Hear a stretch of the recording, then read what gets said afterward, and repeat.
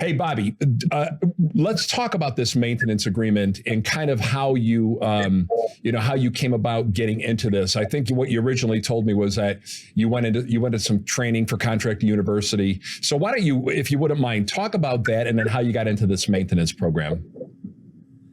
So we felt a little stagnant this last year or so we decided to get a little more involved with Contractor University and their staff.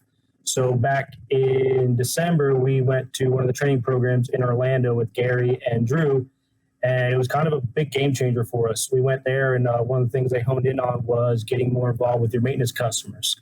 So with some of the lifetime guarantees that we were able to offer with advice from Gary and Drew, we went back on some of our old software, contacted our old installs, and marketing that lifetime guarantee. We were able to go from 380 maintenance customers, I think it was like December 13th, and now we're over 625 currently today. So you just about doubled your customer base. Yes. Based on that program. That's unbelievable.